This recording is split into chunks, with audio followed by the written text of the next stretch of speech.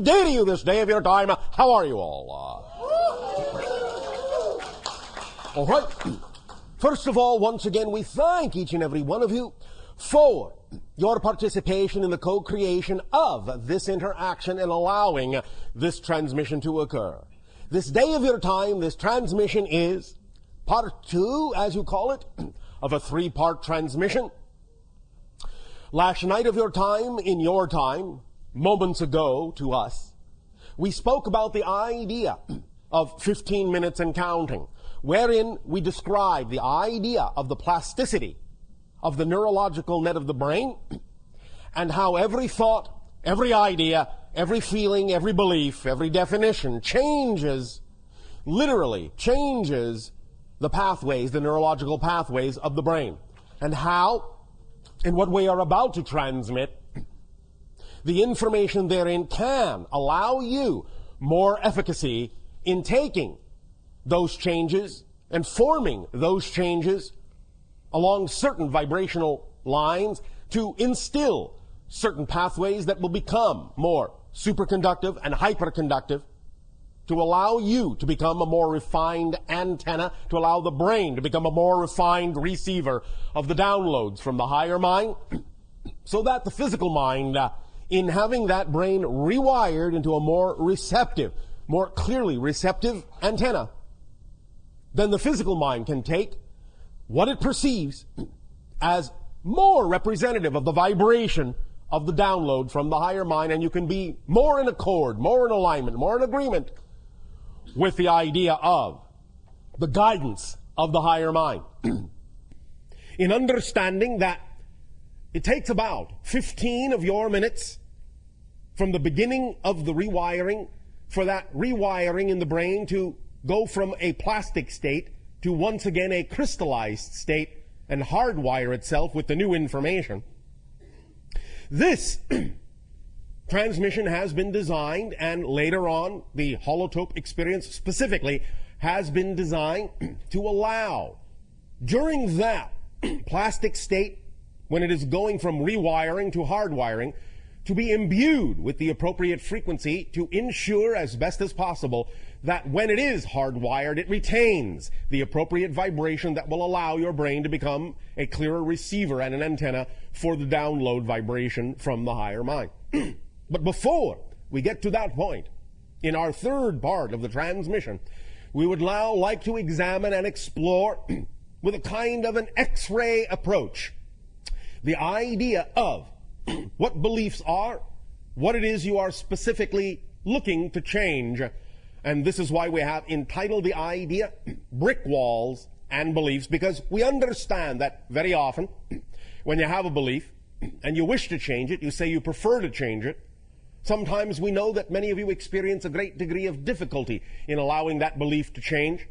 So what we are going to examine today is the actual nature of, the actual structure of beliefs, so that perhaps by gaining some insight into the actual structure of the belief, you will understand how it is organized to perpetuate itself, and you will perhaps also gain greater understanding in understanding that how that organization works, and how you can, in a sense, break it down, how you can deal with the different components of the belief, how you can recognize the different tricks, in a sense, that negative beliefs have in their toolkit to perpetuate themselves and make it seem as if it is difficult or maybe even impossible to change that negative belief. The idea, first and foremost, as we have discussed before, of course, is that when you attach certain kinds of beliefs to your motivational mechanism, you are then automatically propelled, automatically and immediately propelled in the direction of reinforcing that belief. And the idea of the motivational mechanism is, again, quite simplistic. You are always motivated by the same mechanism to do whatever it is you choose to do. Always, without exception. You only have, really, 2 basic motivations that are really simply different sides of one motivational mechanism. Your motivational mechanism is simply that you will always, always, always, immediately move in the direction of what it is you perceive to be or define to be more pleasurable, you will always, always, always and immediately move away from what you define to be or perceive to be more painful. The key herein is the idea of what it is you define, what it is you believe, what it is you perceive to be pleasure and pain.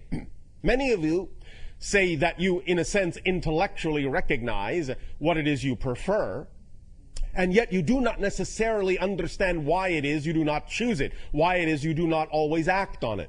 This comes down to the motivational mechanism and recognizing that if you had a positive belief system attached to that so-called preference, you would immediately choose it. And if you are not choosing it, if you are not behaving in that direction, if you are not acting on it, what that immediately tells you without exception is there must be a negative belief attached to your actual preference that is making you see it in a light that makes it not something you actually prefer to choose. So the important thing is to find out what belief you have attached to the idea of your so-called dream, your so-called preference, that makes it seem to be anything but your preference. And once you find out what belief that is that you have attached to that preference, you will know immediately why you are not choosing it. Many individuals will actually remain in a painful state, even over the idea of what they say they prefer to choose, because of the belief systems they have attached to the thing that they say is representative of their passion, which then makes their passion actually seem more painful of a choice than the pain they are already choosing. Many times it is as simple as fear of the unknown, not wanting to move forward in a direction that is unfamiliar to you and staying with the pain just because the idea of the pain being familiar makes it seem as if that familiarity, that pain and that familiarity is actually preferable to the idea of the fear of the unknown, and therefore you remain in the pain, as painful as it is, just because it's something that you know, as opposed to something that you don't, if you have a belief that says that unknown is to be feared. It is as simple as that very often. But it requires of you the ability, the willingness to examine and explore why you have those beliefs and why you have attached them to that motivational mechanism and why you have attached them to your preference in that manner. One of the things we will also be discussing in this segment is the whole concept of, in a sense, what you call manifestation. Now, let us provide you a slightly different idea and understanding of the concept of manifestation.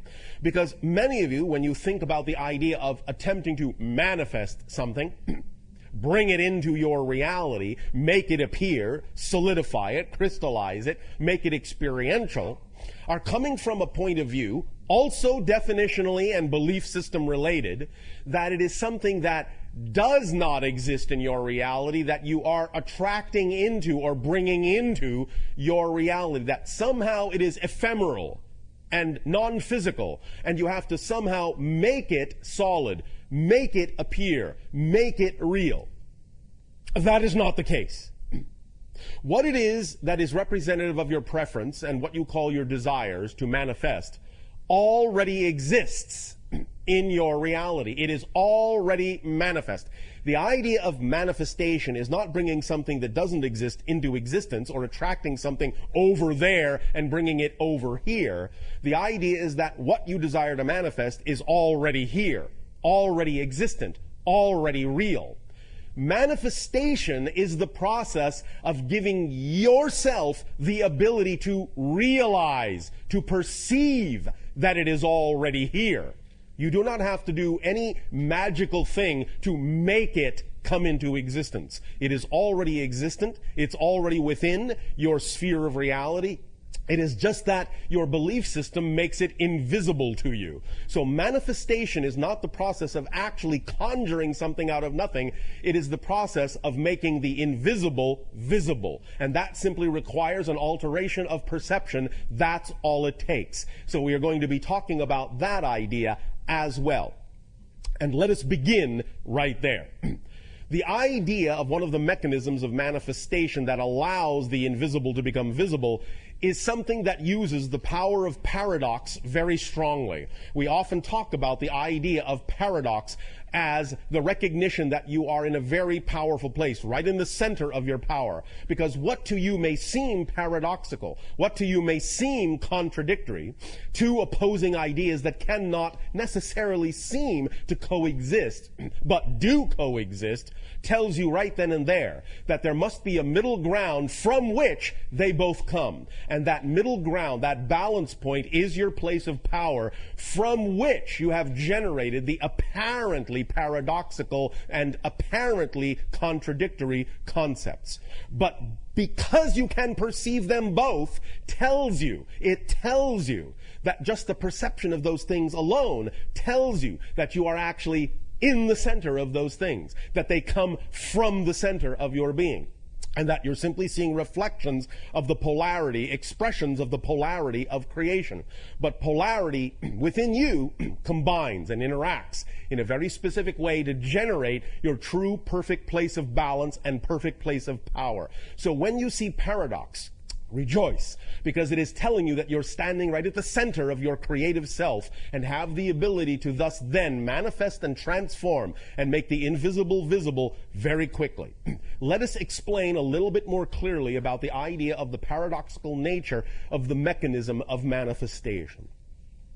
Many of you have been taught to think about the idea of manifestation as an issue of intention and as an issue of focus, as an issue of concentration. And in a sense, this is accurate. However, a very important point is often left out, or at the very least, sometimes this point is spoken of independently, and so no connection is made to the idea as a whole concept.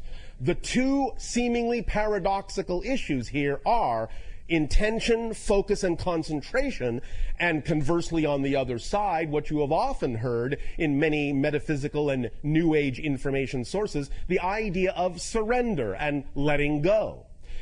These two things are not diametrically opposed. They are not mutually exclusive. They work together in a whole mechanism.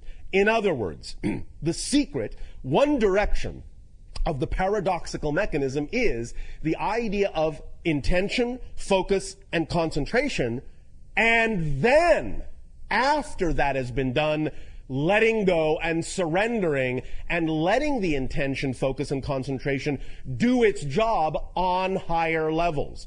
Working these two things, linking these two things together gives you the entire mechanism of manifestation, or at least one direction of the energy. We will discuss the other direction in a moment. But first, let us again amplify this concept. And again, understand this connects to the notion of the 15-minute time span in the following way. Any time that you have a desire or a preference for a manifestation, the idea, yes, is that, in a sense, it must be representative of your passion. It must become your world. The intention, the focus, in a sense, the concentration, is there if that is representative of your passion. Because when something is representative of your passion, you're automatically focused on it. You automatically intend it. You're automatically concentrating all of your attention on that idea, because that's what passion does. If you are passionate about something, there is no other choice. There is no other consideration. All other things fall by the wayside. That is a true description of the idea of being in your passion. There simply is no other choice. So there is automatic focus, automatic intention. If then, in what you call a peaceful state or a meditative state or a focused state, you allow yourself to image that passionate idea, that manifestation that is desired, and feel it, and build that energy up in your energy, in your emotions, in your passion. Build that energy to a peak over the course of simply 15 minutes and no longer, sometimes even less. When you get proficient at it, you don't always need all 15 minutes, but 15 minutes at the most is all that is necessary for you to activate the idea of the wheels, of the gears, and put it in motion with regard to the idea of allowing the invisible to become visible.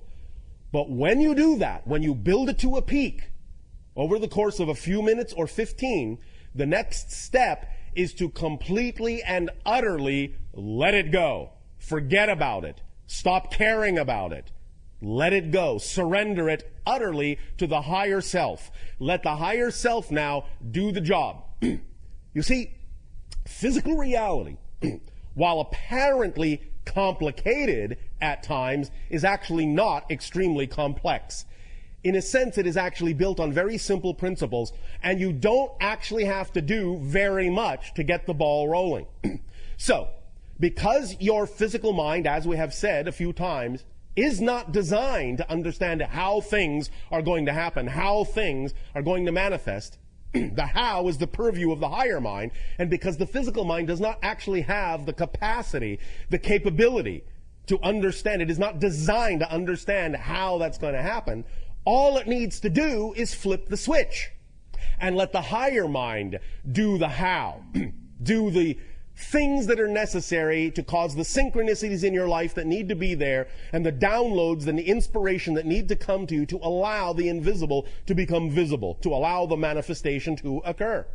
So all you need to do is do it a little bit for no longer than 15 minutes, bring that up to a full peak of passion, a full peak of imagination, a full peak of visualization, however it is you wish to do it, with that intensity, that concentration, and that focus, and then utterly, utterly, utterly let it go. Now, we understand again that because of certain negative beliefs, many of you find it difficult to actually let it go.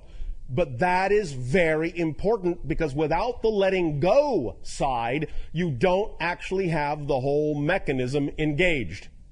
It is important to understand that the intensity, focus, and concentration must be paired with the surrendering and the letting go to actually have the whole mechanism of manifestation. This is using the power of paradox built in to this idea, to this process, to this permission slip. Letting go means you really know that the higher mind, it's doing its job, and you can now relax. The physical mind can relax. It doesn't need to do anything else. It is not required, nor is it capable of doing anything else. So really, when you know this, you can allow your mind, your physical mind, to just let it go, knowing it is in good hands, in a sense, and get on about your day, focusing on the next most exciting thing you are capable of taking action on. At the same time, again, you must be clear, as we already said, about your motivations to ensure that what it is you are focusing on, what it is you are surrendering to, is truly representative of your highest passion, instead of something that is simply being labeled as such to actually act as an avoidance of what your highest passion actually could be. This is where you have to really be clear, again, about the idea of what beliefs you are dealing with. Because many of you often fool yourselves and trick yourselves through the negative belief system into thinking that you're acting on your excitement, when in fact you're actually acting out of anxiety and covering it up because you're afraid to look at the idea of what it is that actually does excite you because of all the negative beliefs you've attached to it. So clearing out your motivational mechanism and finding out what beliefs you have attached to it is the primary, first, and fundamental process that is required in order to actually use the tool of manifestation in a clear and concise and precise manner. Once you have your motivation clear and you know that what you are focusing on is truly representative of your passion, then you will find that this mechanism of manifestation works very, very strongly, very well, and often very rapidly. But the idea, again, is that you cannot worry it there. You cannot make it happen. You cannot Insist that it must happen at a certain time and in a certain way, because then you are once again putting conditions on it. You are not allowing yourself to truly let it go. You are not allowing thus then the higher mind to do its job. You're actually blocking the entire process by keeping, in a sense, the control, or trying to keep control of the situation within the physical realm. And the physical realm is not designed to handle energy in that way. It does not have the ability. It does not have the capacity to do the job of the higher self. It simply doesn't work in physical reality that way. It would be as if you dove down under the sea with your breathing apparatus, and then instead of allowing yourself to rise to the surface and taking your mask off, taking your breathing apparatus off, and taking a deep breath up there to go back into that realm, it is as if you are insisting, by trying to control it in physical reality, it is as if you are taking off your mask, taking off your breathing apparatus underwater, and inhaling, and wondering why you start choking, and wondering why you cannot see that far anymore, why things are suddenly murky and muddy, and why you are suddenly drowning. The idea is you must allow yourself, your whole self, to participate in this idea of creation of your reality. And you are not a whole self. You are not a whole person unless you allow the physical mind and the higher mind to work in concert. We know many of you have been taught to think that the idea of the higher mind, being that it is non-physical, is somehow not really a part of who you are as a person. It's something else, somewhere else, on another plane, on another level, and has nothing to do with what you're supposed to be doing as a personality in terms of guiding yourself through life. But that is not the case. In order to actually move through physical reality as a whole person, you need the back and forth. You need to work in concert. You need a partnership between physical mind and higher mind so that you can actually function as a whole person and use each component in the way it was designed to be used, so that you can then allow the mechanism of manifestation and the creation of your reality to work in an effortless and aligned way with the idea of the vibration of yourself as a total being. So, the idea of the power of paradox in this manifestation mechanism is also working in the opposite direction. For as you allow yourself to have the intensity of focus on your highest passion, and you allow that energy to build up to a pinpoint, a white-hot pinpoint of concentrational focus and imagery and energy and emotional feeling, bringing it to that fever pitch, and then as you let it go, the idea that is moving in the opposite direction is the issue of concentration and expansion. The idea here is that as you actually concentrate, in a sense, as you bring things down to a pinpoint, you're actually raising the frequency, you're actually expanding the frequency of your energy by focusing it down to such a small focus, small passionate pinpoint. You're actually expanding your energy in a sense, building it up. In that sense, reaching out, letting it expand, because you are now focused solely on your passion, more in alignment with your true core natural self, so your energy will expand.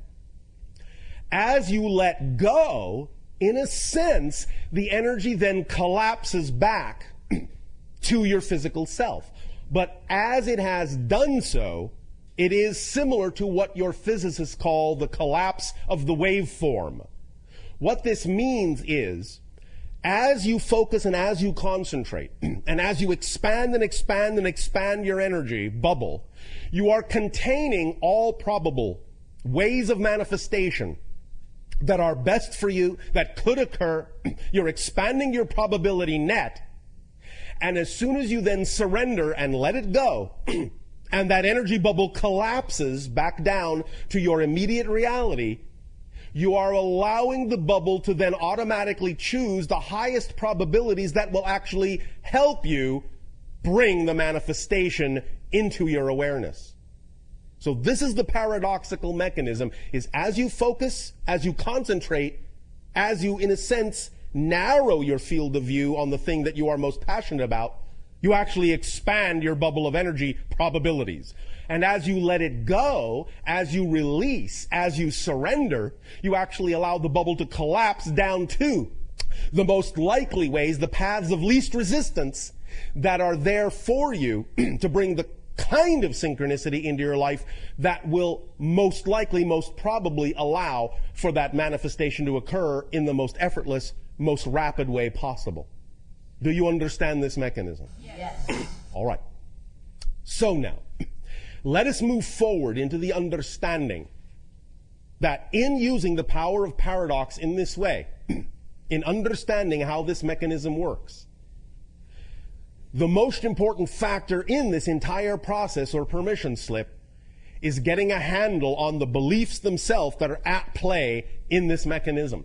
Because it is only the beliefs, it is only the definitions that will color these mechanisms. These mechanisms work automatically. They are neutral. You don't have to do anything special in a sense to make them work. They work for everyone. They work for everyone the same. Throughout creation, they work for everyone the same. It is just what is built in to the structure and nature of existence itself. Because existence is, in that sense, constantly the fluctuation of the polarities, the fluctuation of the paradoxes. It is constantly coming and going. It is constantly creating and renewing. It is constantly, in that sense, breaking down and building up. That mechanism is built in. It is the breathing in and the breathing out. It is the yin and the yang. It is always there. You don't have to do anything special to make the mechanism work for you.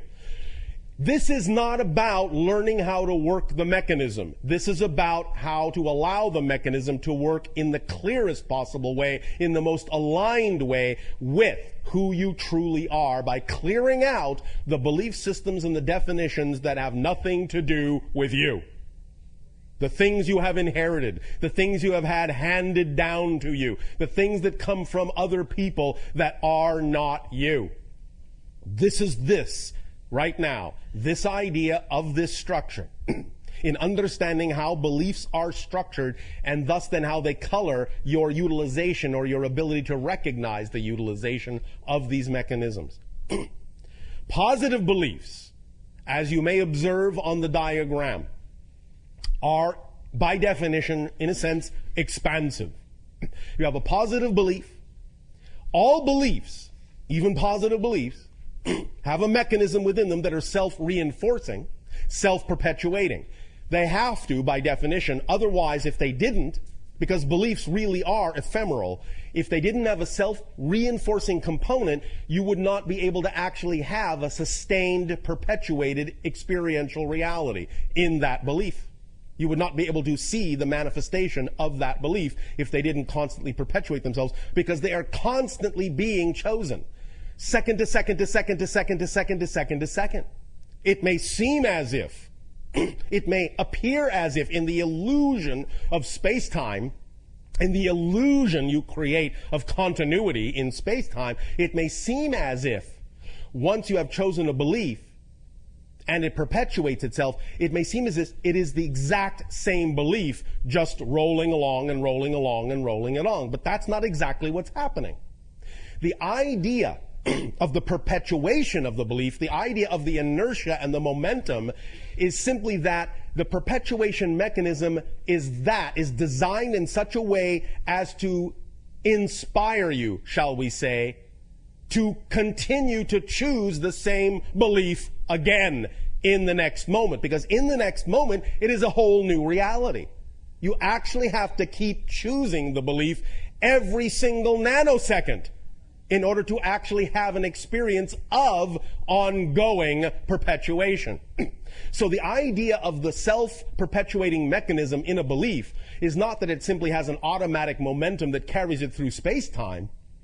It is that it has an automatic perpetuation mechanism that seems to make it, that makes it seem like the thing to keep choosing over and over and over and over and over again. Because as you do that, you are actually creating a new reality, new reality, new reality, new reality, new reality.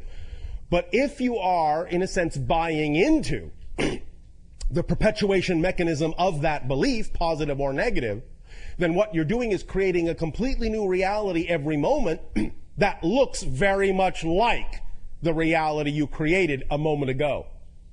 And as you keep creating similar realities, you thus create the illusion of continuity, that it is the same reality and only changing slightly, instead of understanding that it is a completely different reality that has changed completely, except you are making it seem as if it hasn't by simply allowing yourself to buy into the rationale of the perpetuation mechanism that says that that belief must be recreated again and again and again and again and again and again and again.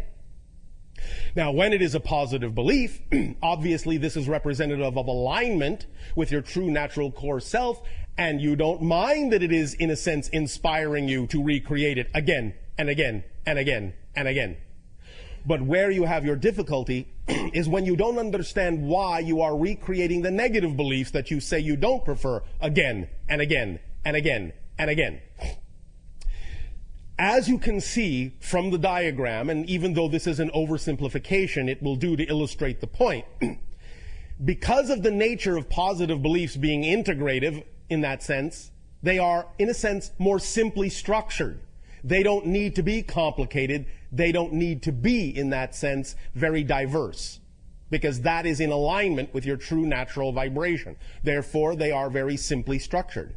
However, negative beliefs, because negative energy is that which dissociates, segregates, compartmentalizes, rigidizes, separates, needs a larger bag of tricks to sustain itself. Thus, it will go from the fluid, ever-expanding positive structure, the simplistic, expanding circular structure, in a sense, euphemistically, to the rigidized, crystallized, and non-expanding structure that will thus then contain several compartments and several bags of tricks that it uses to reinforce itself, to make it seem like the thing to keep choosing over and over and over again. And here is where the X-ray vision comes in very importantly. You have to recognize what those tricks are, and thus then by recognizing them, by identifying them, catch yourself, so that you are not then simply succumbing to the rationale that you have to keep creating and choosing to create in every new reality that belief over and over and over and over and over and over again. Let us examine some of these ideas. One of the first differences that becomes evident between the positive and negative belief system, the positive and negative definition, is that while certainly even the belief contains this perpetuation mechanism, it also always brings with it the freedom to choose. It always allows you the ability to know you can change the belief. So the first difference, one of the major differences in the negative belief, because when you operate from fear-based beliefs, it is automatically keying into what you call your survival instinct. In other words, fear-based beliefs lock into your survival instinct, your physical survival instinct, in such a manner as to first perpetuate the idea that if you don't follow this belief, if you don't perpetuate this belief, you will die. So it relies heavily on tricking you into believing that if you change that belief, there will be nothing left of you, that the belief is all-consuming, that the belief is all representative of your true self, and that if you change it, what you're doing is committing suicide. That's one of the first tricks it has up its little sleeve to allow you to perpetuate it and perpetuate it and perpetuate it, because it's a fear-based mechanism. Therefore, it is keying directly into your survival instinct mechanism and using it and amplifying and magnifying it to force you to perpetuate that belief so that you will survive. Now, the second thing that automatically happens when that mechanism is engaged, when you flip into the idea of a negative fear-based belief, is that in order for you to continue to perpetuate it, it must also reach into its little bag of tricks and make it seem as if it is not possible to change it. It simply cannot be changed. It simply doesn't have the ability to be changed. It must be perpetuated by its very unchangeable nature. So it traps you in a vicious circle of knowing that there simply is no way out at all. That the very nature, the very structure of the mechanism says there is no doorway here. It cannot be changed. This is where you live. There is nowhere else to go. This is your entire universe. It is eternal. It cannot change. But it also recognizes that it is fighting against, and I'm going to just use this terminology for now, it is fighting against a perpetual, non-ending, relentless stream of information from the higher mind attempting to reach your core being through this mechanism. Because the higher mind, the positive beliefs, and the higher mind are always sending information, always sending light, always sending guidance to guide you back to your natural self. Always. Within the yin and yang, there is always the opportunity to go in the opposite direction. Within the dark, there is always the doorway that leads to light. Within the light, there is always the doorway that leads to dark. But when you're in the light, you understand that that doorway that leads to the dark is just a choice, and it's only offered to you as an equal choice. But when you're in the dark, the doorway that leads to the light, from the dark's perspective, is something to be avoided at all costs. So even though it cannot actually close that doorway, it will thus then disguise the doorway with an illusion of unchangeability, so that you will not see the doorway, so that the doorway will become invisible to your consciousness, because as we have said, you cannot perceive what you are not the vibration of. When you are in an enlightened state, you can see all choices, even the negative ones, because they are all equal choices from the perspective of the higher mind. But when you are in the lower vibrational state of a negative belief and fear system belief, then the idea is that it must disguise these things that exist as choices to make it seem as if there is no choice at all. So, tapping into the survival mechanism, the first thing it does with that energy is it disguises, it covers up that doorway so that you don't even know you have a choice to go back into the light, because that doorway is always there. And the array of tools it uses to take your attention off that doorway, to make you look in any other direction other than that doorway that leads to the light, are these that are generally described surrounding the mechanism like, in a sense, a viral cell. Like the idea of electrons around the nucleus of an atom. And it will constantly switch back and forth and use these other tools and techniques in a variety of ways, in a variety of combinations, to constantly keep you off balance, to constantly keep you unable to see that doorway that leads to the light.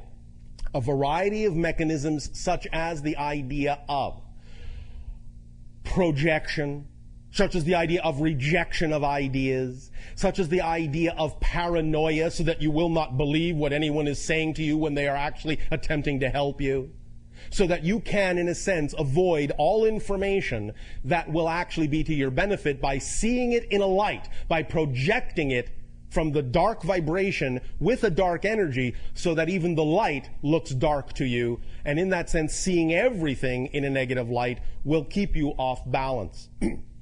The idea thus then of all these things working together will keep you completely off balance until such time as you give yourself the opportunity to recognize that this structure exists. This is where truly the phrase in your language, knowledge is power, comes into play.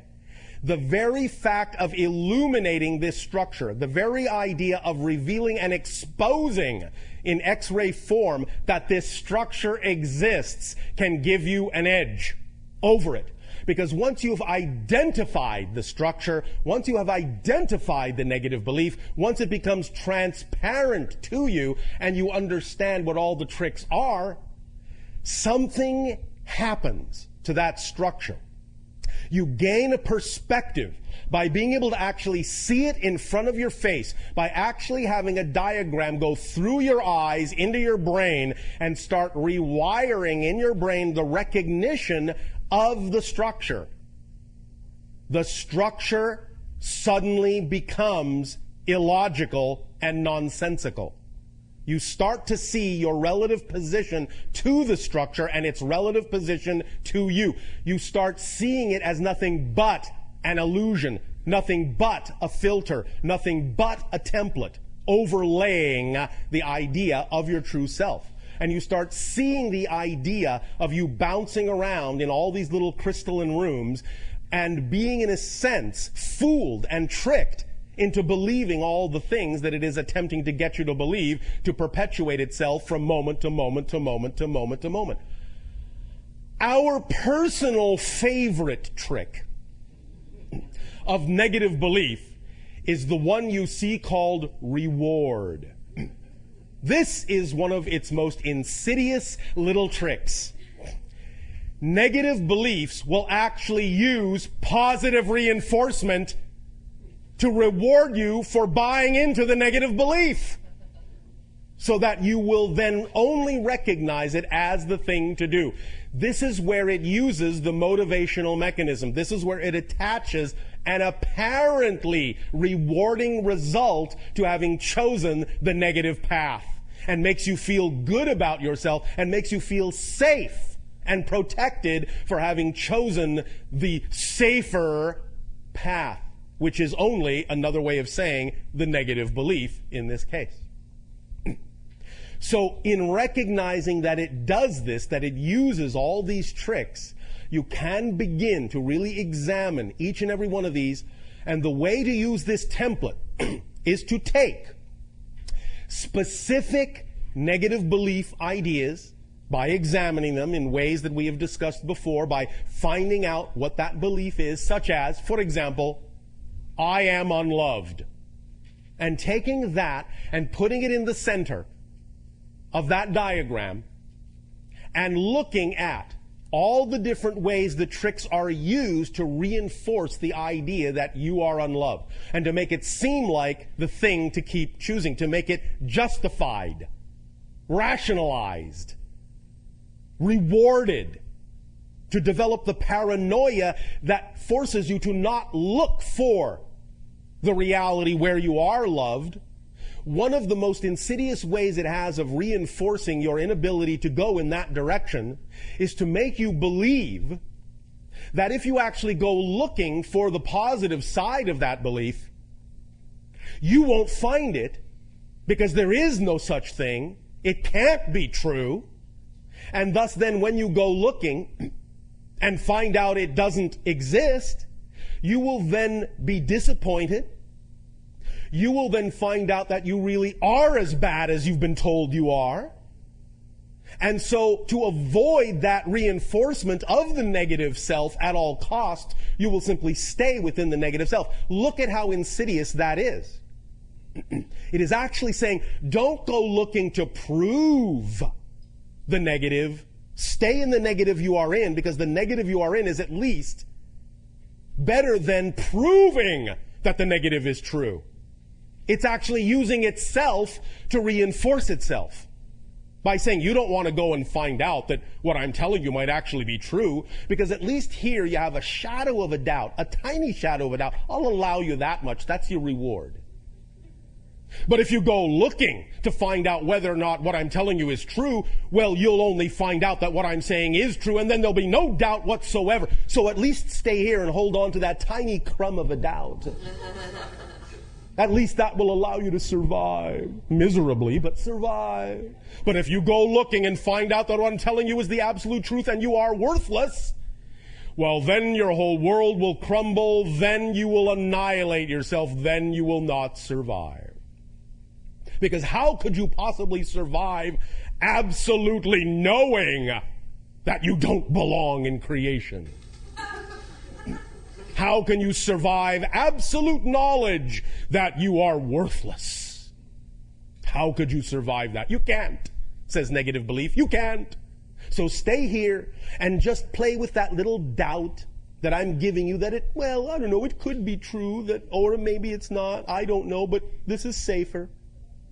At least here I'm alive, as miserable as I am, so I'll keep perpetuating this, and I'll bring the doubt with me, and I'll keep wondering, could it possibly be true that I'm really this worthless? Maybe I'm not. Oh, but if you go looking, you might find out that you are. Okay, I'll stay here.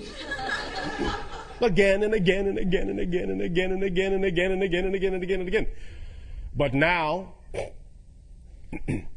allowing your higher mind through our reflection to you to see the diagram of the tricks it is using to create these scenarios, to create the illusion that you must perpetuate the negative belief.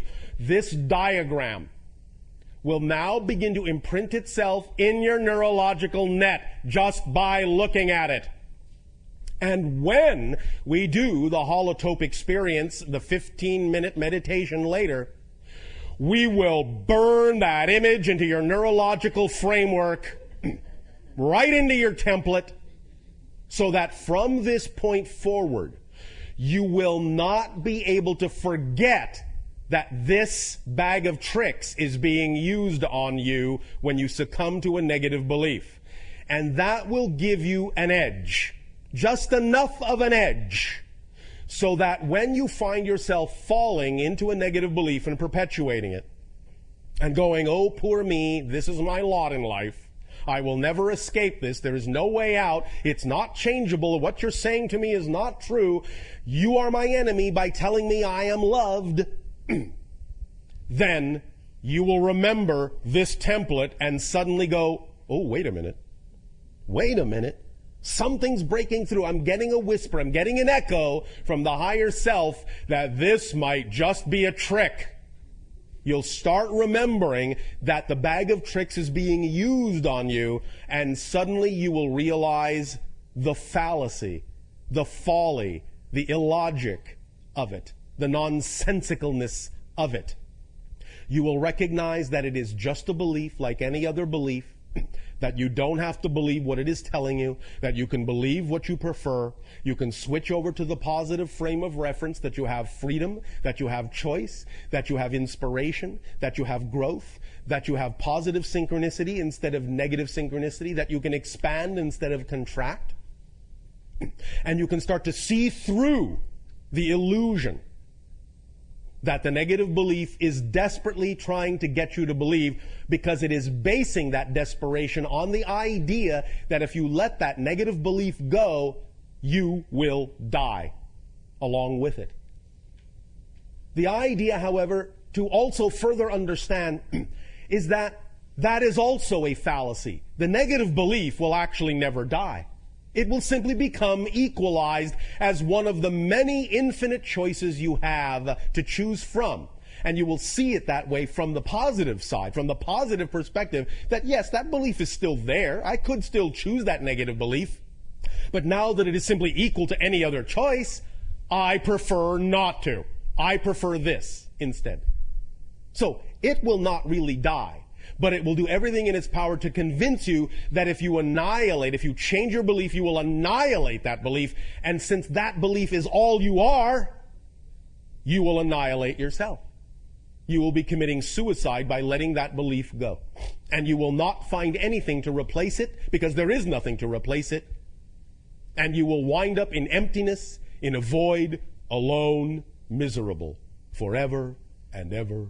Amen. That's the bag of tricks of the negative belief.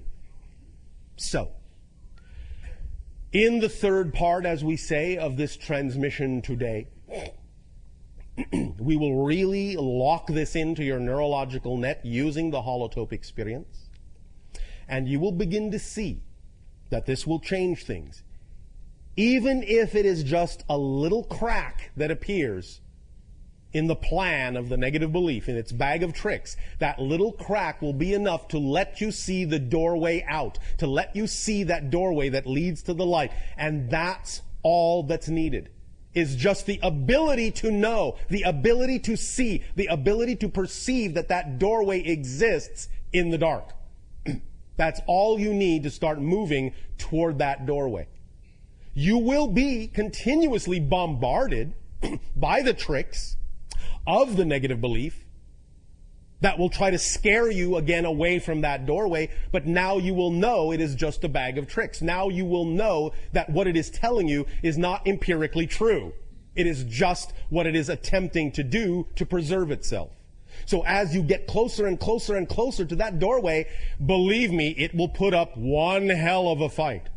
It will amplify these things and make them seem so life-threatening if you ignore them that it will be even more and more difficult to get another step closer to that doorway. But as long as you keep your sight on that light at the end of the tunnel, you will arrive at that light, no matter what it says. And at each step, and this is where you're going to have the edge, what we have just described is what the negative belief normally does should you catch a glimpse of that light. It will bombard you, magnify, amplify its bag of tricks to turn you away from that doorway, to cover it up again. But now, the difference will be that in knowing this template, in having it burned into your neurological net, as you now see the light in the darkness, as you now move toward it step by step, every single time the negative belief attempts to bombard you with one of its bag of tricks to reinforce the negative belief, you will always key back into your default position, will always to key back into the template. And you will start to see cracks form in its arguments. They will fall apart. They will not be able to sustain themselves because you will constantly understand that whatever it is they are bombarding you with, whatever it is the negative belief is attempting to divert you with, is again nothing but a part of this template. And once that is burned into your neurological net, once it is hardwired in, you will find that you will never be able to completely buy into the negative belief again. There may be moments where you might allow yourself to get strung along in the illusion. Hey, buddy, want to buy a watch? You might go along with it. You might consider it for a moment. Oh, well, yes, that's a very pretty watch. Hey, wait a minute. You're trying to sell me a bill of goods here, aren't you? Oh, well, you'll catch it. You'll identify it. You'll call its bluff. Now, here comes the truly empowered part.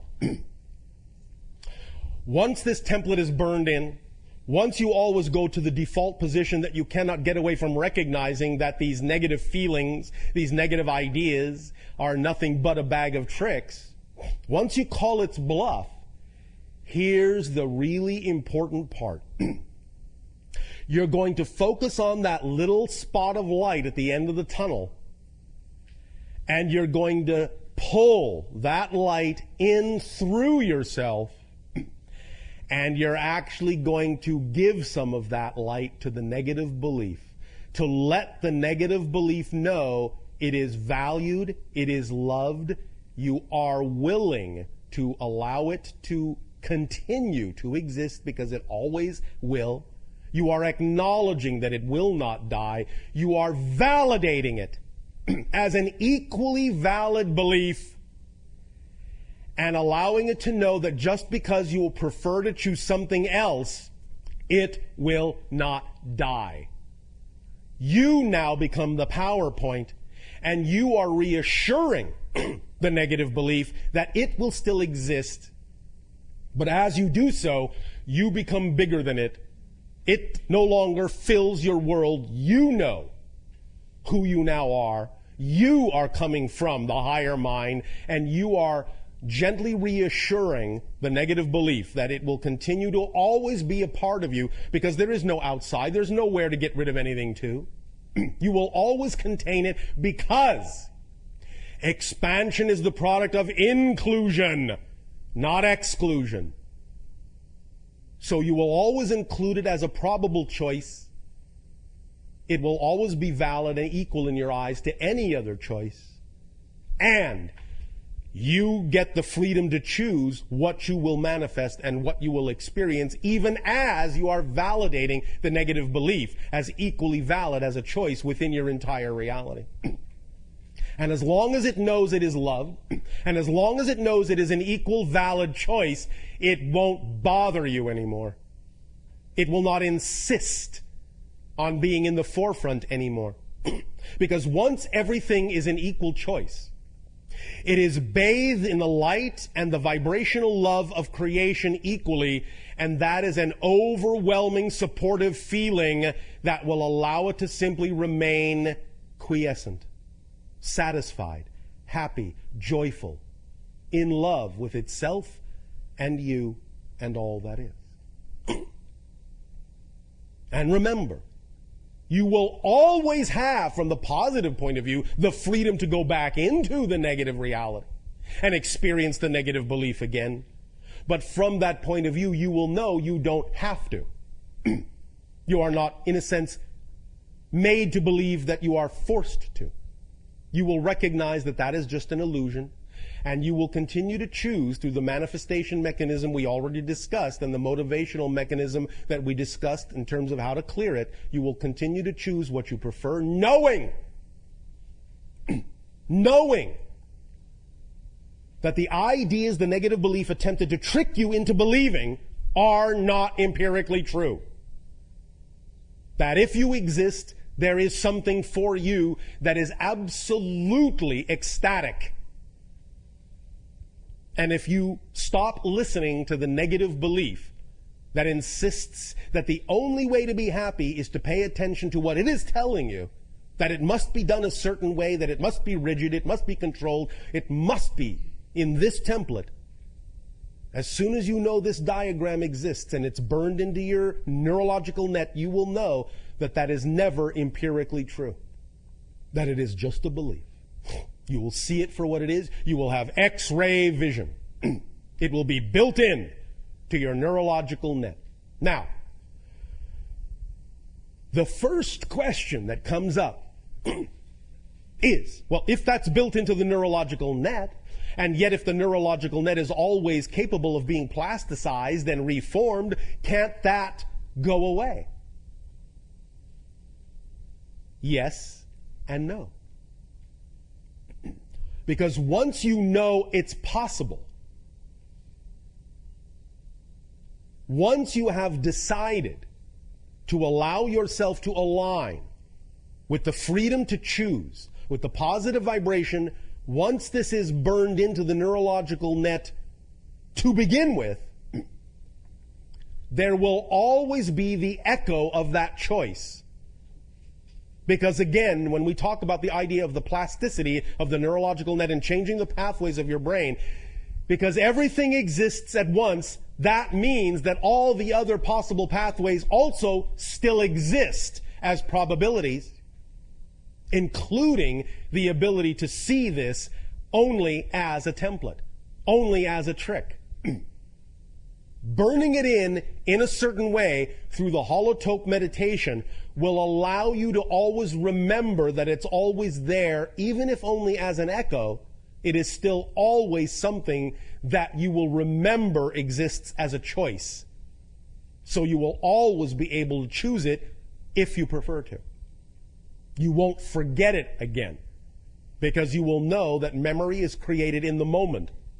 And even if you play a game where you forget it in this reality, this reality, this reality, this reality, this reality, burning this into the neurological net even once, seeing it this way exposed in X-ray form even once, will allow that crack to form so that as you create those new realities, even if they are negative,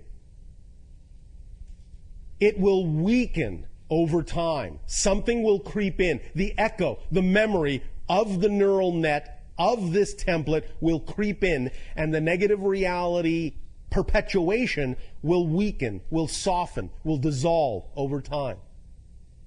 Until you once again remember that you can create something different. Until you once again experience that you have freedom of choice. This is why this has been done in this 3-part transmission. For we get your mind to focus on the idea of the plasticity and the rewiring, and now we allow your mind to begin to consider and ponder the idea of this X-ray structure, and then we take the idea of the multidimensional framework of your existence and we allow you to crystallize this idea on more than just the physical level. Because the idea of the neurological net in your brain is not just a physical one. Because it is the nexus point between the higher mind and the physical mind, because it is the receiver, because it is the antenna, because it is the template reality, because it straddles both worlds, because it has an etheric and a physical component in the brain, it is capable of imbuing this information, in a sense, into what you might now in your modern technology call a virtual memory. So that even if in your physical neurological pathways they are not indicative and not conducive of the idea of bringing back the physical memory, the virtual memory of this will always be there. And you will know that. There will always be this nagging feeling that you're missing something. Even when you're caught up in the negative reality for a moment, there will always be this nagging feeling, this little crack through which that higher mind's virtual memory will come through the template and imbue you with at least the nagging feeling that something else is there. There's another choice to be made. This isn't all of it. This isn't it. You will start actually taking the doubt that the negative belief is leaving you, because it has to leave you, that doubt, or you'll go searching. You can actually use that doubt in a positive way. That doubt will now flip around, and it will be the doubt of the negative belief. You are taking advantage of one of the weak spots in the negative belief's arsenal of tricks. It has to leave the doubt factor, or you'll go looking for something else and find out that what it was telling you was not necessarily true. It has to leave that doubt factor so you won't go looking. So you can take advantage of that. That's the little doorway. That's the little crack through which now this positive energy will leak and turn the doubt against, in a sense, the negative belief. Turn it in the direction of the positive door, the light that exists in the darkness. Does that make sense to you? Yes. All right. We will thank you for the co-creation of this particular phase of the transmission. We invite you now to explore with us, if you wish, through question, these ideas and how to apply them in any way, shape, or form that seems of value to you. Always, as we have said, understand that to make use fully of this idea, it is wise to have the physical diagram literally printed out in front of your face. Because as you absorb this diagram through your eyes into the brain, you will truly help reinforce this idea in your neural net. So take advantage of the fact that a diagram exists. Hello, Bashar. And to you, good day. Pleasure to be here with you today, co-creating a new reality We together. thank you for this co-creation, which also gives us pleasure. Excuse me. What I'd like to ask today is, I've been working on my core beliefs and getting in touch with a lot of beliefs that, quite frankly, I didn't even know were buried in there. It's all right. Well, congratulations on your discovery. very exciting. Yes. And As we have said, excitement, in a sense, is one of the things that will actually allow you, because it is a complete kit, organizing principle, and driving engine. If you act on your excitement, it will allow these things to come up, the things that are hidden, the things you have suppressed, the things you don't know about in your unconscious mind. It will allow them to bubble to the surface so that they can be dealt with, so that they can be integrated. So congratulations on allowing the idea of acting on your excitement to help you discover these things within you that can thus then expand your understanding of who and what you are. Thank you. I find that it's been accelerating quite quickly, actually. And that's one of my questions, is my joy and my passion has been for quite some time, is forming that third world, that third reality where we can interact freely together. Yes, sir. And working on in my meditations, and lately when I do the meditation, I've been working with the Essassani Sirius Earth Triad connection. Yes. And I've been having some great results with it, but one of the things that I've been experiencing is I feel like I'm going up into the light, expanding, and then I start feeling very, very sick, have to come out of the meditation. Yes. And these beliefs are coming up. I'm getting beliefs Yes. coming up, so I'm not sure if I have some belief about what I'm actually doing, or No. What you are experiencing, as we said, is that the excitement is lifting you up to a certain level of vibration where you're becoming more sensitive to the fact that you may have beliefs and vibrations within you that are out of alignment. And thus then you go back and you deal with them and integrate them so that you can then go higher. So that's simply your self-governing mechanism. As you become more heightened and more sensitive to those things, in a sense, they will feel more disorienting. They will feel more unlike you. They don't have to, but they can make you, in a sense, feel nauseous because you recognize more clearly that they are really not part of the vibration of your preference. So you must then, when you discover that, when you have that experience, deal with them. But that's all that's happening is you're becoming more and more sensitive to the beliefs and the vibrations that are corresponding to those beliefs. You're becoming more sensitive to vibrations that are out of alignment with your true self as you heighten your frequency. Make sense? It does make sense. So as I work through these and change the definitions of the beliefs that I have, this feeling, this nauseous feeling will go away. Yes. Okay. As you integrate them, there will no longer be an out of alignment frequency, and thus as you come into alignment, that will transform that experience, that sensation. Thank you, Bashar. Thank you.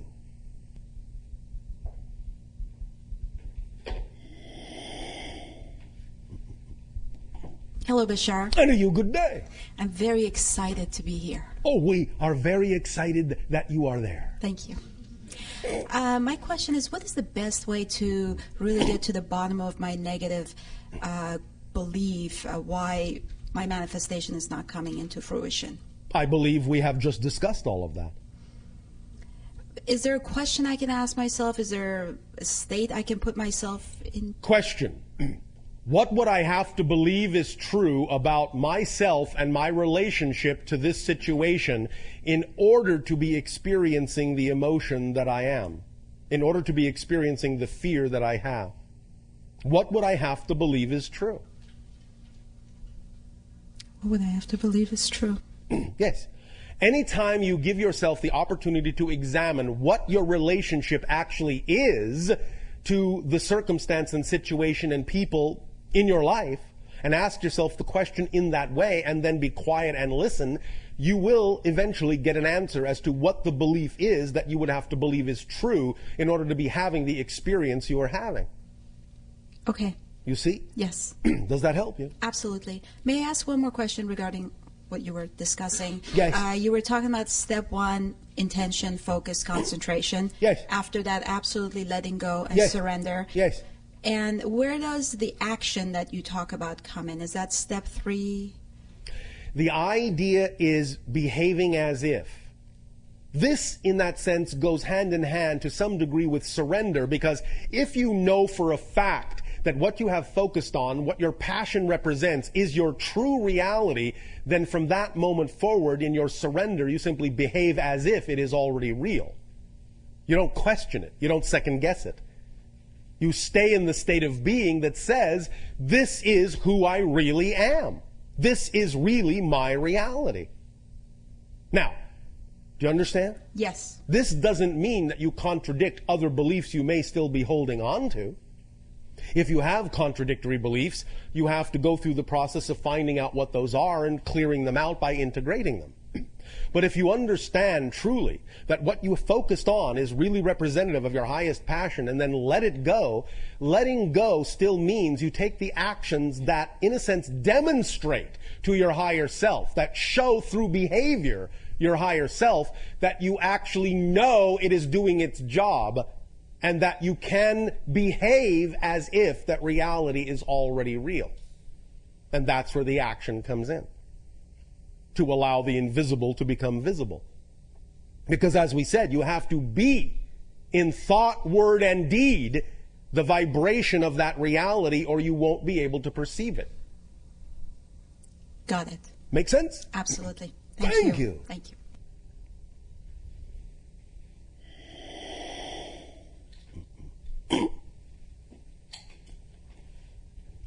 Greetings, Bashar. And a you good day.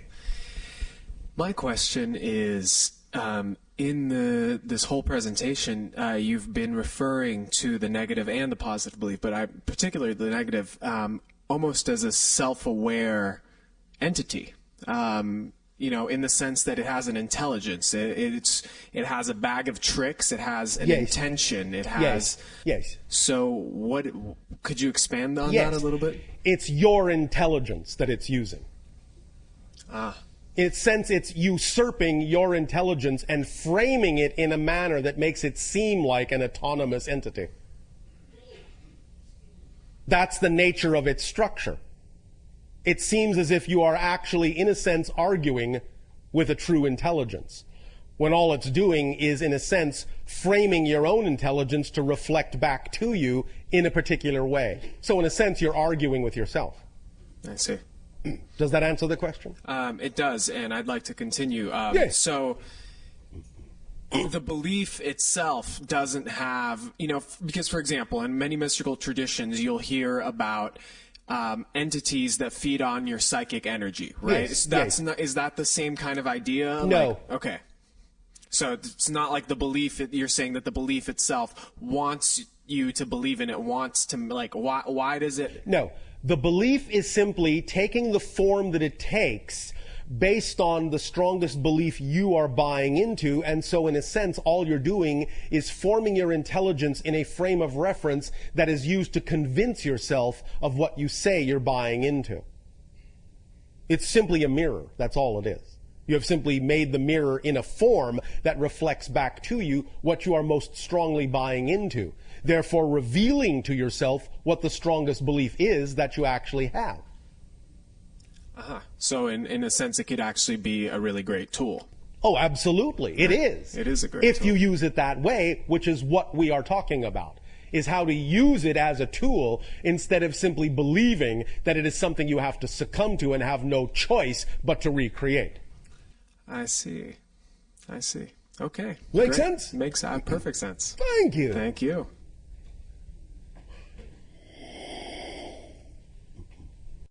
Hello, Bashar. And a you good day. How do I use this to, we talked about positive beliefs and negative beliefs. How about limiting core beliefs that are fundamentally neutral? For example, name a neutral core belief. For example, gravity. Yes. It doesn't really make me feel positive or negative. It's just there that creates my experience. It's part of your collective agreement. Yes. And so, what are you asking? Can I alter that? It is possible, but you have to examine the degree of probability as to whether or not it's relevant in your life. But there is just example. For example, there's certain other limiting beliefs that I would love to. But the same criteria still goes. Anything is possible. It is even possible to change the idea of a core agreement with a collective consciousness. However, the criteria is it relevant to the theme you chose to explore? Is it probable within that theme? Most of those things are not. And many times people on your planet go looking to change certain things they actually don't need to change. And one of the reasons they go looking to change those things is because they've actually bought into a negative belief that says that if they don't change that thing, then they're not actually doing what it is they actually prefer to do. So you have to recognize that what may appear to be a neutral belief may not actually be a neutral belief. It may be a negative belief disguising itself as a neutral idea. For me, it was more about I have the abilities, certain abilities, but I cannot fully use them because of the But many of these things will come naturally as you simply act on your highest joy, because your highest excitement is the highest vibration you can express in your physical reality. Therefore, the highest vibration you can express in your physical reality will allow whatever malleability, whatever flexibility, whatever changes need to happen to have the greatest probable potential of happening. So all you have to do is act to the best of your ability purely on your highest joy to gain the ability to do all the things that you are, in a sense, referring to. You don't necessarily always have to specifically target those things as if they are representative of a higher plane of spirituality in your attempt to do them. Does that make sense? Yes, definitely. Does that answer the question? Yes, thank you. Thank you. Many times, before we go on, many times, the way in which certain so-called spiritual tenets are taught on your planet actually have many negative beliefs attached to them. So the idea, for example, that moving away from the physical world is a more spiritual thing to do might work for some people, but that does not mean it's a generally true thing for everyone. And sometimes one of the most spiritual things you can do is really get a full handle on living your physical life to the fullest. This is why the Zen monks say that if you want true enlightenment, chop wood and carry water. If you do those acts purely in the moment, just those simple physical things done purely, living in the moment, without care, concern, without removing yourself from the present, will actually be acts of great spirituality. Never assume that physical reality is less spiritual than non-physical reality. It isn't. Doing it well is a spiritual act. Do continue. Hello? And to you, good day. Yes. I can ask something? Speak up so that all may hear you. Louder. I'm Japanese. Yes. And I did the individual personal session about 15 years ago in Japan. Yes. Do you remember me? We understand your energy. What do you wish to ask? I'm just... Remember that you are not the same person. We are not the same person. This is a new reality. Memory is created in the present. All we need to know of you, we know of you now. Oh, we do not need to remember who you were to know who you are. All right? Yeah. I'm now housewife. Yes. Mm-hmm. And I cannot decide what I don't know what I'm going. I you don't really know want what to, excites you. Just sorry. Yeah. Waku waku ne. Yeah. Yeah. And how can I decide? All right. This is Thank you. Good. Thank you. Arigatou gozaimashita. Understand, once again, when we talk about acting on your excitement, finding your excitement, all you have to do to start that process is keep it simple. Keep it simple. Every day, there are options that you can choose from. Yes? Of things to do. Yes? Yes? Yes. There are many options you have every day. All you have to do every day is look at what the options are that you can choose to do, that you can choose to act on, and just choose the one that's most exciting. Acting on your excitement doesn't mean it has to be the most exciting thing you will ever do in your life. It just means what's the most exciting thing you can do right now out of the things you are able to act on. So if you wake up in the morning and you say, all right, I am very excited about staying in bed. I am very excited about getting out of bed. I am very excited about going shopping, or I'm very excited about talking to a friend, or whatever it is, whatever the options are. I can do this today, I can do this today, I can do this today. Which one is more exciting? All you have to do at that moment is act on the one for that moment that's most exciting without any assumption that it's going to lead to anything specific. Just act on it to the best of your ability. Take it as far as you can. When you have taken it as far as you can, in that next moment, you will look and say, all right, what are the next options I have? which one of those options is most exciting to me at this moment. When you decide which one is most exciting, act on that one. Do that as far as you can. That's all you have to do, step by step, little bit at a time, to allow your excitement to build and expand into bigger and bigger opportunities for bigger and bigger excitement.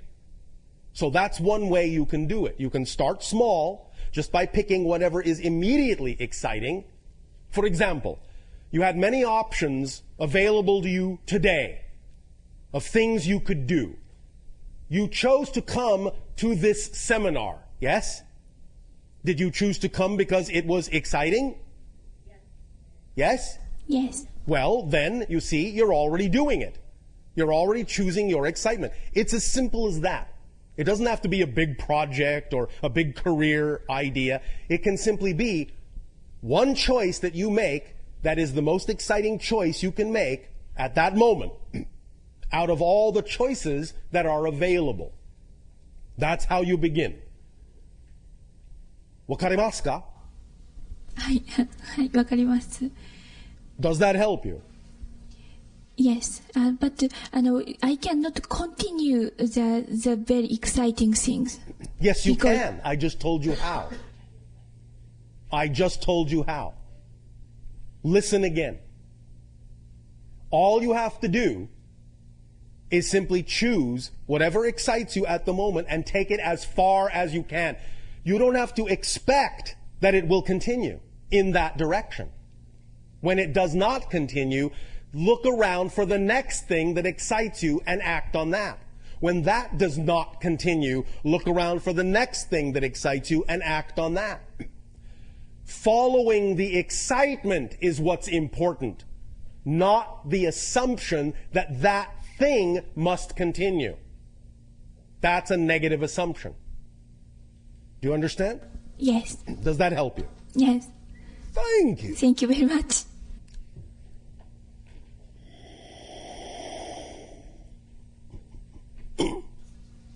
What's up, B? Many things are up.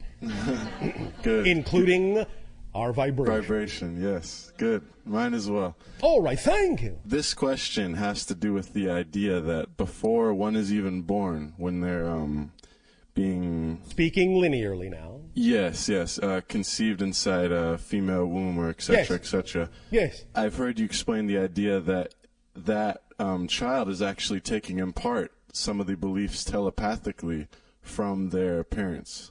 At a certain stage, yes. Is it possible one could even just be, in a linear time sense, born and then out and experiencing the world, day one, so to speak, and already have some of the negative beliefs that their parents were raised to bring up? Could they already be... A spirit can choose to crystallize a personality that is representative already to some degree of the template patterns that exist in the parents that were chosen, because they may wish to explore that particular theme, and that's why they chose those parents. So it's all a personal choice. It's not like Yeah. you can be already predisposed to being stuck somewhere. Well, or... in a sense, what I'm saying is that any so-called predisposition is the result of a choice made on a certain level. And then you do have to play that out to a certain degree, but you are never stuck. One of the main reasons for choosing some of those kinds of apparently limiting themes, especially in this day and age on your planet, is to actually transform that limitation to a point where you know you're not stuck in the pattern that you chose. Would it be ultimate full circle to discover that aspect about yourself, maybe even identify that it comes from a parent, and then help that parent out with that belief? That can be one way as well, although that's not always necessarily needed. It depends upon a case-by-case basis as to what the theme is that you're exploring, and whether or not the parent, in a sense, has agreed to play that particular part as well. Yeah. But yes, it can happen that way.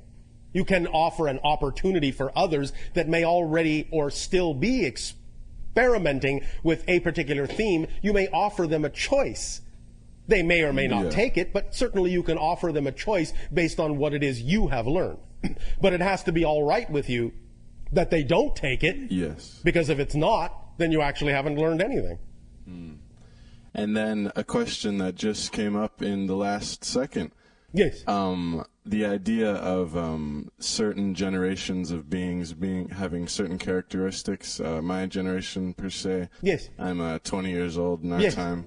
Yes. I'm of the indigo children is an idea we kind of called it. And I We guess, understand the nature of that idea. I've heard that one of the traits is a very stern view about how your parents should act, or about how, Well, like, really. that's the negative side. The positive side is a clear recognition of what everyone's true core is actually all about and what they could aspire to if offered the opportunity. But the idea of a stern judgment is the negative side of that. Yeah. Because in the true core self, the idea of judgment doesn't work. Otherwise, you are simply keeping yourself in the vibration of judgment and then not aspiring to your own highest vibration. Yes. Allowance is the key. Recognition, yes, but allowance must go hand in hand with the recognition of what others may be capable of obtaining or attaining based on the example you may set or the information you may offer as a gift, but it must be offered as a gift if it is to retain its high vibration, and no expectation must come into it that others must choose the gift you are offering, otherwise you're simply lowering yourself to their level. Make sense? Yes, it does. Well, thank you. Thank you, Bashar. Thank you.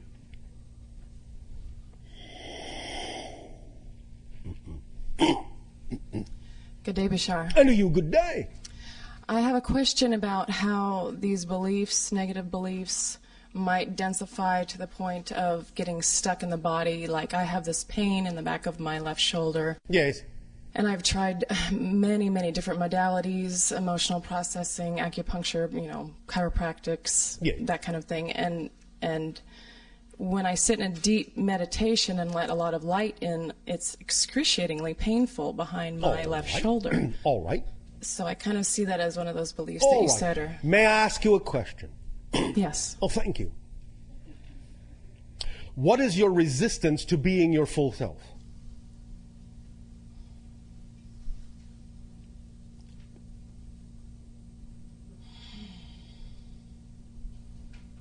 All right, I'll ask it another way. Because this often is an easier way for the human mind to wrap its mind around the idea of discovering negative beliefs. Oh, first of all, are you acting to the fullest ability you can on your highest excitement every moment? Yes. Why was there hesitation there? I mean, I have doubts that come thank in. you. Okay. So the answer is no. No. Thank you. So the question is, what is the worst possible thing you fear might happen if you did?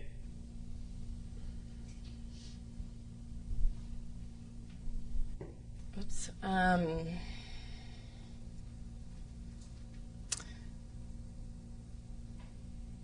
I have gotten to the point of being near destitute with money. And Near destitute? Yeah, near homelessness. So are you saying that by acting on your excitement, it created the idea and the experience of being destitute?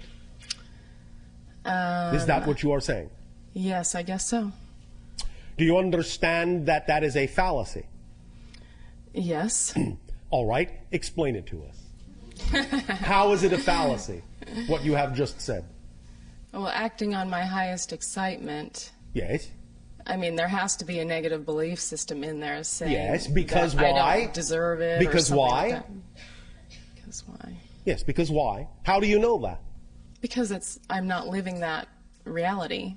Because if you are actually truly in your excitement, if you're actually truly in that vibration, if you're actually truly in that state of being, that state of being does not, by definition, contain an experience of destitution.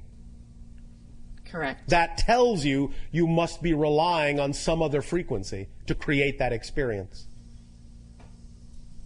Right. So why are you connecting the idea that excitement leads to destitution? Why are you creating that hybrid belief system?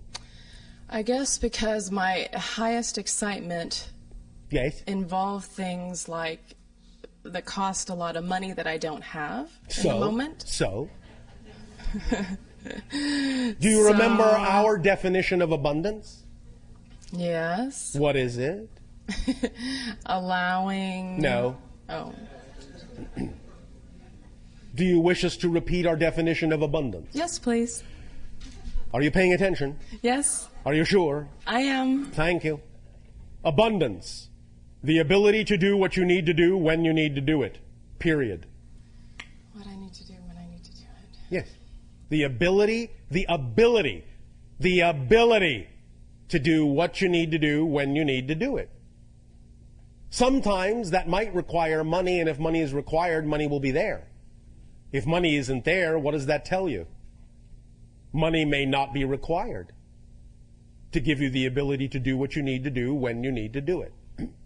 Now, we understand that money is one of the valid symbols of exchange and abundance on your planet, but it isn't the only one.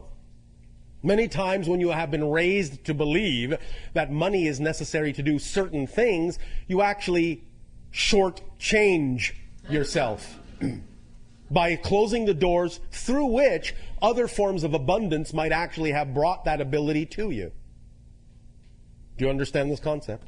Yes. So it can be that you have a belief that says that certain things cannot be done, that you cannot experience abundance unless it comes in the form of money, when in fact you could be allowing abundance to come to you in many other forms, including money, when and where it's actually the most effortless form of abundance required for a certain thing. I have experienced that on many occasions. Yes. You know, following my excitement, whether it's walking in the woods or, you know, not taking a job, you know, when I'm scared that I need to or whatever. Yes, although you also want to pay attention to the fact that if you have belief systems that say that if you don't take the job, you will be destitute, that you will also create a self-fulfilling prophecy by not honoring that belief. You cannot simply force yourself to jump off a cliff if you actually don't believe you have a parachute. Well, I jumped off the cliff 2 years ago, and it's been a process of, you know, bit by bit getting to that place where is... Have you been having fun? Yes, actually. All right. Yes. And a lot has manifested. You know, I've been to Peru, I've been to Hawaii, I've been... you know, blessed with a lot of... Did you always manifest money to allow those things to occur? No. Well, what a surprise. So the question is, can you allow the belief systems, the positive belief systems that obviously work very well in certain areas of your life, to work in other areas of your life? The belief that you are dealing with is a belief that says that while in certain areas the positive belief can work, in other areas they can't. So why is that belief within you? Why are you making a differentiation in certain areas of your life where the mechanism that works just fine in one area doesn't work in another? Why the differentiation? How are you defining those areas to be so different from the areas in which the belief works just fine? I guess that's what you need to explore, is what we are saying. Okay, great. You're making a difference where no difference needs to be made. I see. And that's the belief you have to find. I've got it, yeah. Make sense? Yes. So does that help you? That has to do with this pain behind my shoulder that won't A lot budge. of it, yes. Okay. You're giving yourself, in a sense, a pain in the neck. Yeah. Okay. All pain is resistance to the natural self. Right. You follow? Yes, I do. All right. You have created a restriction upon yourself, a limitation upon yourself, and thus you are not attracting the idea of the relaxation and release of that energy because you are not flowing it. You are letting it build up, and in that sense, by restricting a build-up, it's going to become more and more and more painful. That's why when you meditate, it amplifies the pain, because the meditation is putting you more in touch with it, but you're not still finding out the belief system that's not allowing you to flow your energy into certain areas of your life because of the belief system and the definition you have of those areas that makes them seem so different than other areas that work flawlessly. So when you find out why you are defining those areas as different and how you are defining them to be different, then your energy can flow in those areas now that you know that they don't have to be different, and the restriction will relax and the pain will ease, and you will attract things into your reality that will also help you alleviate the pain. Okay. Does that help you? Yes, very much. Thank you. Thank you.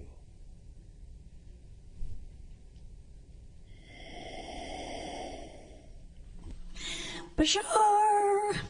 Hello! I'm so, you know already that I'm Yes. excited to be here.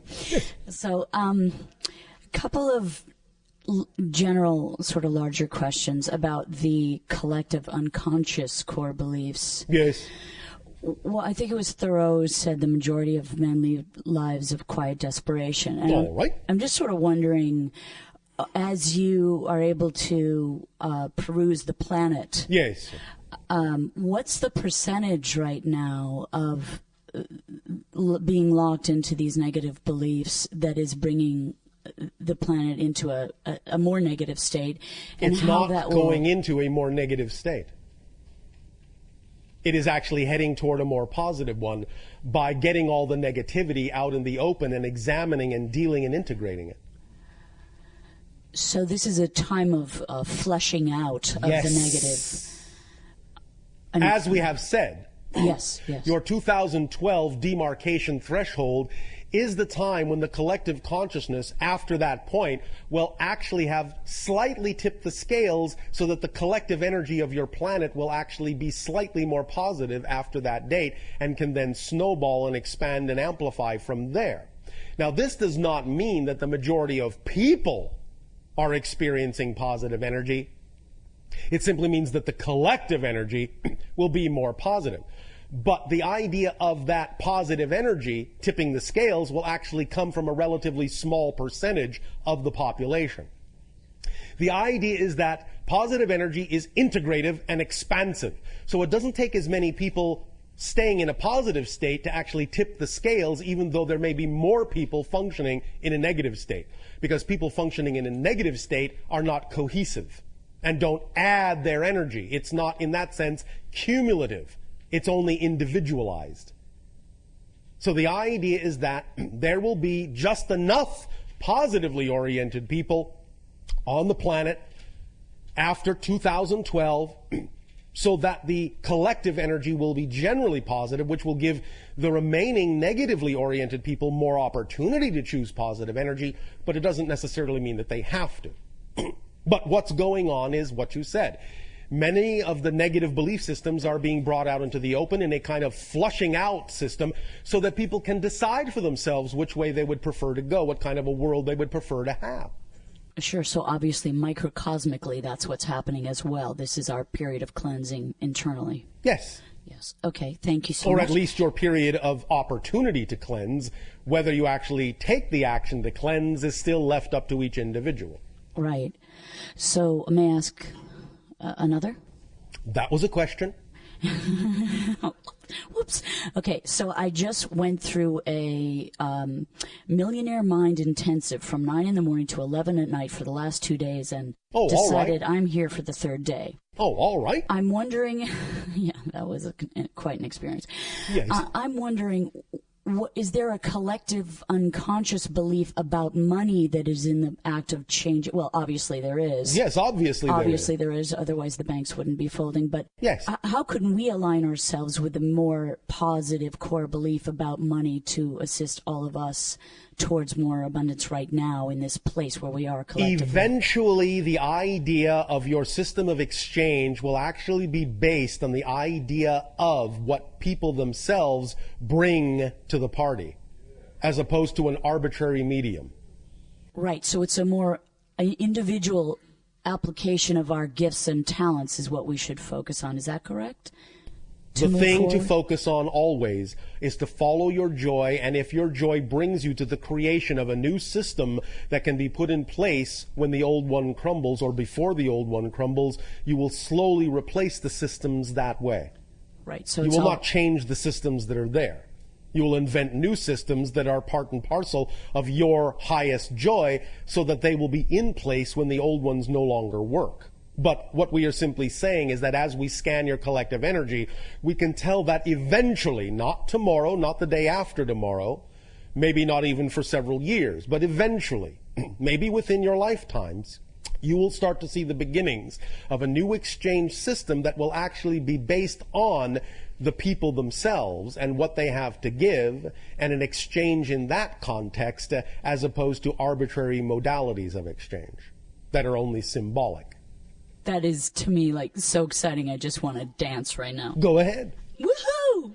Thank you. You know I'm just containing myself. And the Why? I know, but well, because I get disciplined by others around me as I express joy for everything you're telling Anyone me. going to discipline her? I'm just always so, I can't believe how people sit down and take this information when, I mean, it's really just an amazing process that that's is about all right. our liberation. And at the same time, obviously, it is within your belief system to believe that people can take the information sitting down, since Yes. obviously you are creating in your reality a bunch of people around you sitting down. Not my choice, but... Not your personal choice. But obviously you are willing to allow other people to interpret this information in their own way. Sure, of Thank course. you. Of course. So the one last question, if I may. May she? Did you need permission? Yeah, because I don't want to steal anyone else's time. It is all well and good to be considerate. Nevertheless, you already knew that you could ask another question. Thank you. Thank you. Okay, now I'm getting emotional. All right.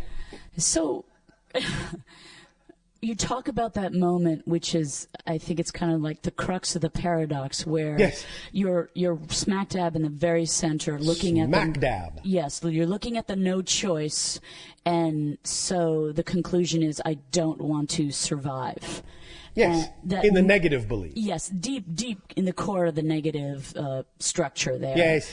It seems to me like that is also a place of tremendous potential alchemy. Like, yes, of course. That's what we're talking about. Right. I understand that, and I know you sort of answered this question as what would I have to believe is true in order to be in this situation.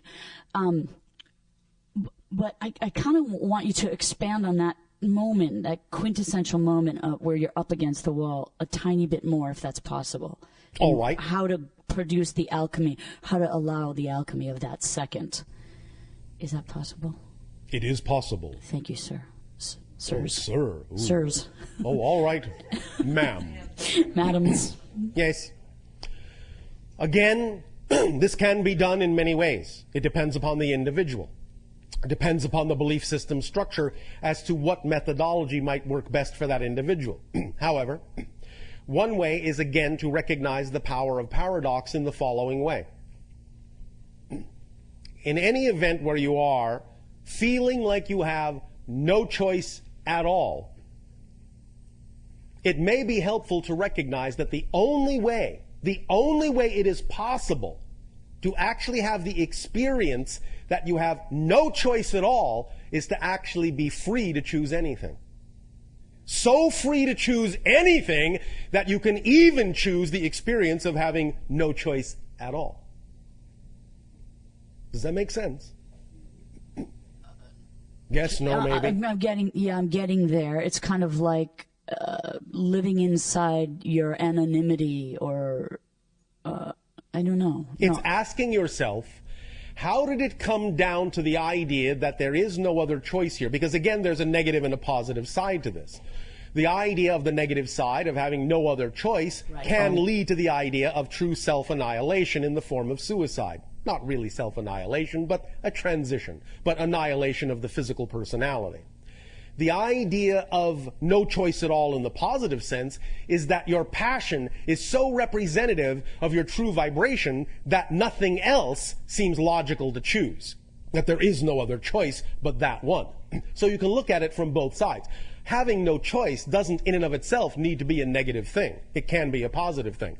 So the first realization is that even the issue of having no choice can also be positive as well as negative. That can lead to the realization that if you are able, if you're capable of actually arriving at an experience where it seems like you have no choice at all in the negative sense, that the only way you could possibly be having that experience is if you had been given the choice to have that experience, which means you have other choices. Right, you have all choice, right? Yes. So that fine line is walking. It seems to me it's the same line, the line of no choice and all choice. You're as close. Let me put it another way. Let me put it in terms that might be considered somewhat scientific on your planet, using the vernacular, using the example that is referred to as entropy. The idea that your scientists have expressed is that when all things, shall we say, in the universe, in creation, give off their energy, give off all their energy, when everything breaks down so that there is no more exchange, no more difference between anything, when it's all homogeneous and no more energy exchange exists, no more action can occur, if you actually look at that state from another point of view, you will realize that once complete and total entropy and non-action has been achieved, everything is equal. There is no way to tell anything apart from anything else. Then in that state of being, anything goes. Which means that it can actually start to recrystallize. It can actually start to reclump. It can actually start to redifferentiate. So from absolute entropy can actually come the seed of a new creation, the seed of a new Big Bang, so to speak. Because once you arrive at a place where everything is absolutely equalized, then anything can happen, because space and time, you don't know what direction anything is going in at all. It's all the same. So it might as well be going in any direction you prefer it to go in. And thus, by having that very thought, it brings everything into action following that thought, because that thought now is all there is for anything to take its cue from. Does that make sense?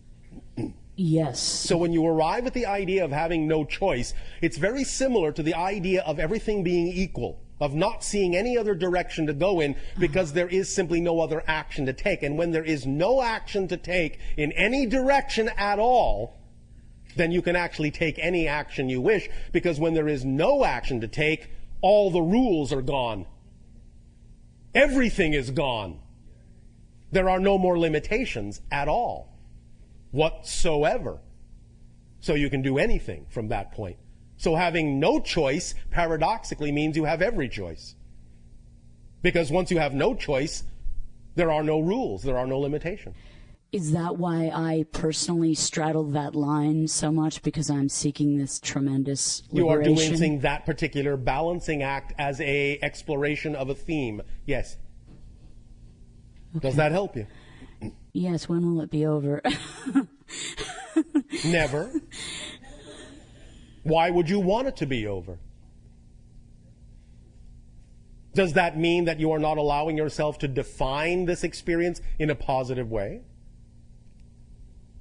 Because all you're actually asking is the question, when will I choose to have the experience in a positive way? When will I choose to define it in a positive way? Because when I define it in a positive way, I'll never want it to end. Yes, to live more in the infinity. Instead of walking on the line between the two, yes, I would. Is there a way to walking on off? The line between the two is experiencing the balance of infinity, if you define it that way.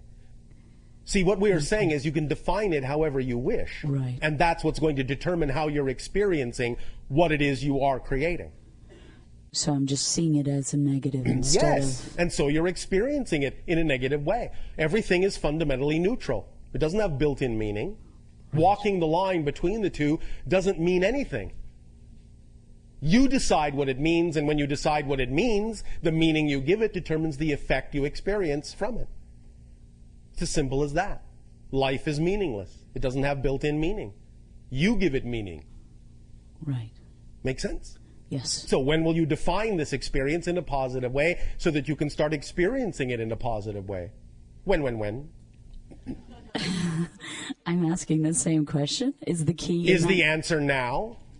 If you give it to me. The answer is now if you want it. I want it. But I can't give it to you if you won't take it. I will take it gladly. Then why will you take it from me and not from yourself?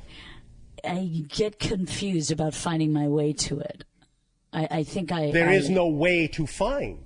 Right. Maybe that's part of the difficulty, is that you have created a definition that says there is some kind of intricate path or search that must be done in order to find it, instead of recognizing that it's simply right here and right now. What do you think?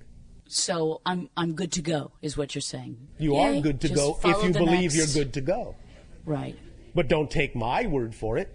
Take your word for it. Again, I remind you all of a little secret. When you speak to us, you are speaking to your higher self, but allowing us to disguise your higher self in our personality template. But you're speaking to your higher self.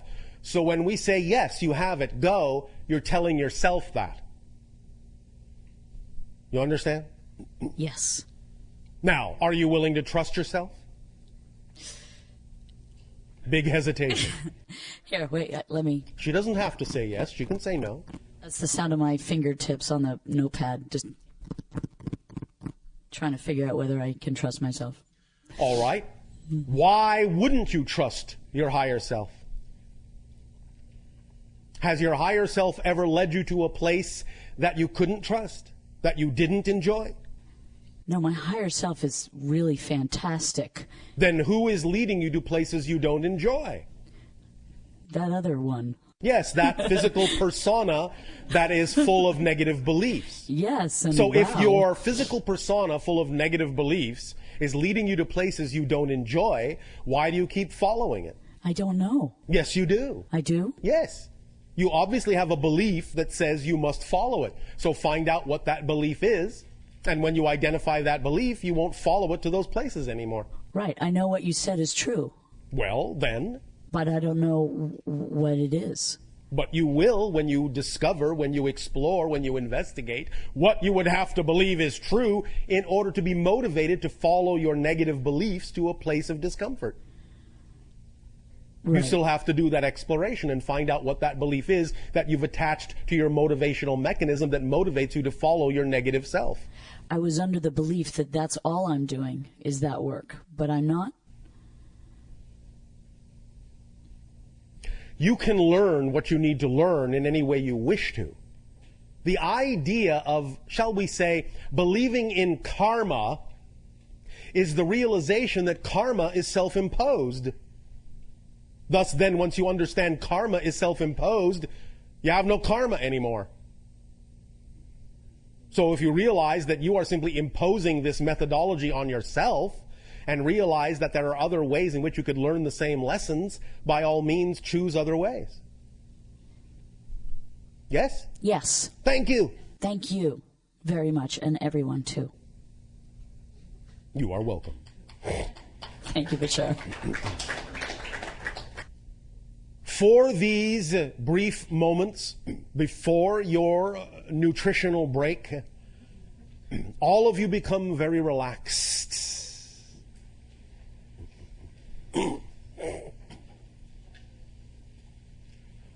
Close your eyes and take a deep breath in. Imagine a giant ball of light, a star, the sun, just above you. Feel yourself melting under its heat. Melting, softening, plasticizing. All of your components blending together, flowing, undifferentiating, melting into a crucible of bubbling liquid. You are a golden bubbling liquid in this golden chalice. Pure, undifferentiated, honey-colored, bubbling liquid. Feel the warmth. Feel the ease. No difference between this and that. All one.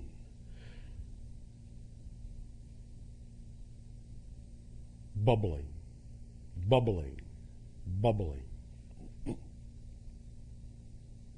Feel the sun recede. Feel yourself crystallizing, differentiating, new pathways, new crystals, becoming ice, freezing into a pattern that still contains that same relaxed, undifferentiated knowingness, even while you create differentiation within your pattern. But every crystal is imbued with the same knowledge, the same understanding that all have access to the same energy. All are one, and the one is all. Now feel yourself getting colder and colder and colder. Feel yourself, this ice crystal in the blackness of space, crystallizing, crystallizing, crystallizing until you crack and shatter into 1,000 shards and go floating off in zero gravity in all different directions, glistening in the distant starlight, little pinpoints of ice crystal light floating off, floating off, floating off, until your crystals are evenly dispersed throughout the totality of the emptiness, of the blackness, of the void. And there is nothing but your crystals everywhere, equidistant, glistening, glistening, glistening. And then the light goes out. And then you suddenly awaken to the fact that you are a body in a world once again. Awakening from this dream, this expansive idea, this expansive reality is contained within you.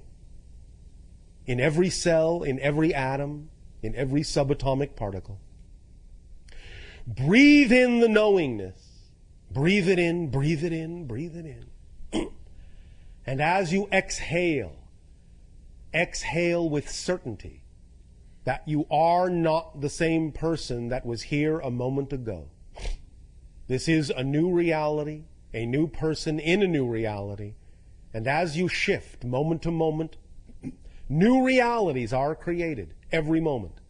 And it is always your choice to draw from that certainty, that knowingness, that interconnectedness of all things to create whatever reality you prefer, whatever belief you wish. Breathe it in. Moment to moment, every breath is a new universe, a new reality, moment to moment. Recognize the difference. Create the difference between the realities. The more degree of difference you design, the more you will know that you are changing your reality every moment. The only reason you don't know that now is because every reality you create is so similar to the last one. The more difference you allow in each new reality, the more you will know and experience the truth that manifestation is instantaneous, that creation of new realities is immediate, and always has been, and always will be. But you will be able to see that, you will be able to make that experience and that instantaneity visible by creating a greater degree of difference with each new reality creation that comes with every moment. Be free to be you. You will attract what you need. Take a deep breath in. Hold it. Hold it. Hold it. And blow it out.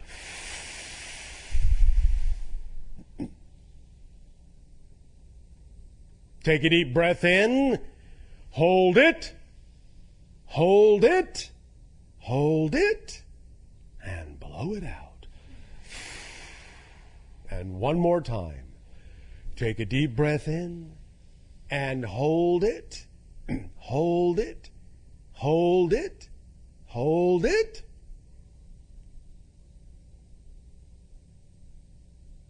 Well, what are you waiting for? Let it out. You need no one's permission to breathe. Open your eyes. Feel the tingling sensation of new energy rewiring your brain. Feel the template begin to lock itself, begin to form itself. The new pattern of belief system structure awareness beginning to take hold in your neurological paths.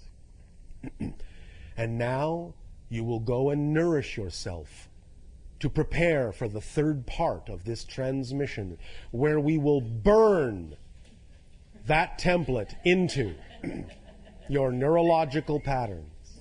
Enjoy your break. Good day.